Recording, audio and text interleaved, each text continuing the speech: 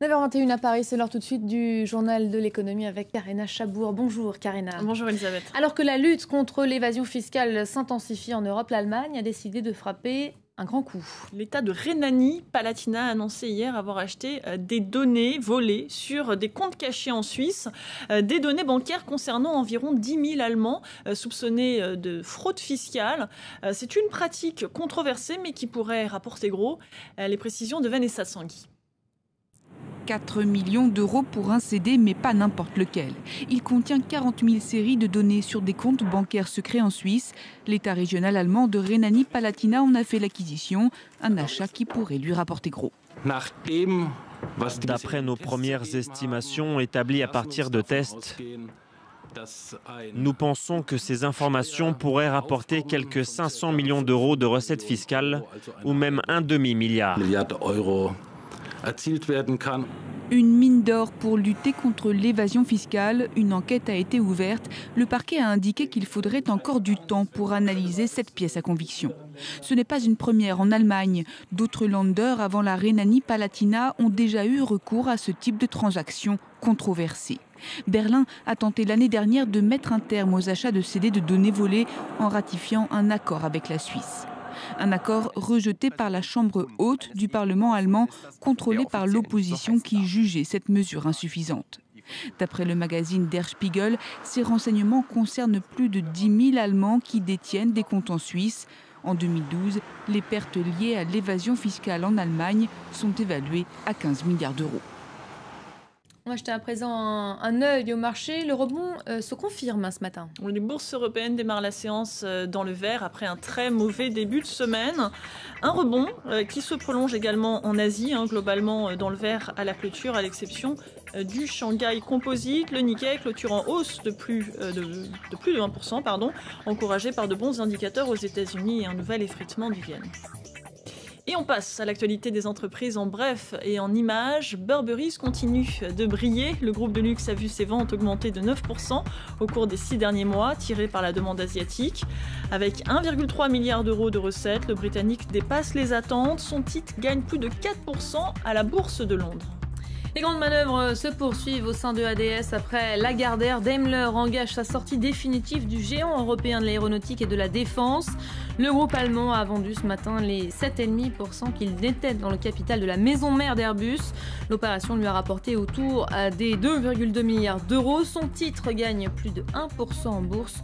EADS qui gagne lui de son côté plus de 4% à Paris.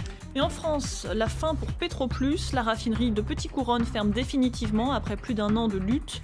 Le tribunal de commerce de Rouen a rejeté hier les 2 dernières offres de reprise du site. Les 470 salariés devraient commencer à recevoir leur lettre de licenciement dès la fin de semaine.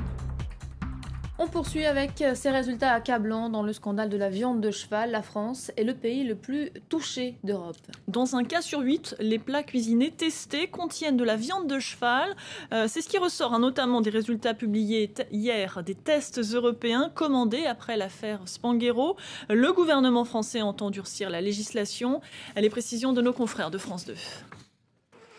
Elles sont le symbole des fraudes alimentaires. Les lasagnes à la viande de cheval ont lancé la bataille contre les pratiques trompeuses de certains industriels. Depuis le mois de février, les autorités françaises ont testé 350 produits.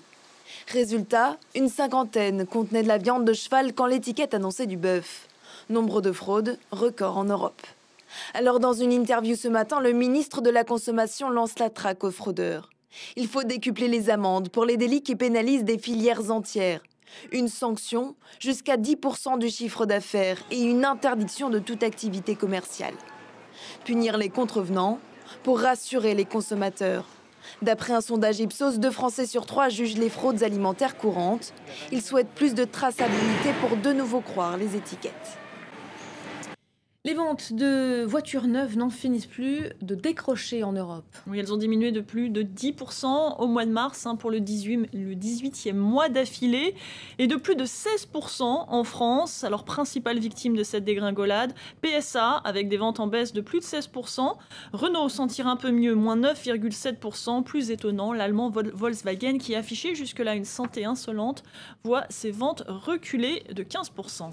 Et puis pour finir, un peu de glamour et de luxe, le plus vieux diamantaire du monde arrive sur le marché français. Le Britannique Becks & Strauss, qui est aussi le plus vieil horloger du monde, va s'allier avec le Français Vascol pour distribuer ses montres incrustées de diamants sur le marché français. Alors que les choses soient claires, Elisabeth, ça n'est pas donné. Comptez entre 15 000 et 1,5 million d'euros la montre. Mais pour son président, cela les vaut bien. Écoutez. Une montre est quelque chose de très spécial. Vous la possédez, elle vous révèle, ce n'est pas qu'une question de temps qui passe.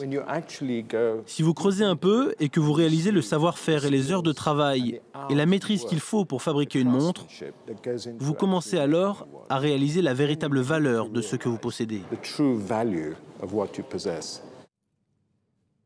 Merci beaucoup, Karina. Merci, c'est la fin de ce journal de l'économie, la fin également de cette demi-heure d'information. Vous restez avec nous, vous retrouvez dans quelques instants Hélène Drouet pour un tout nouveau journal. À tout de suite.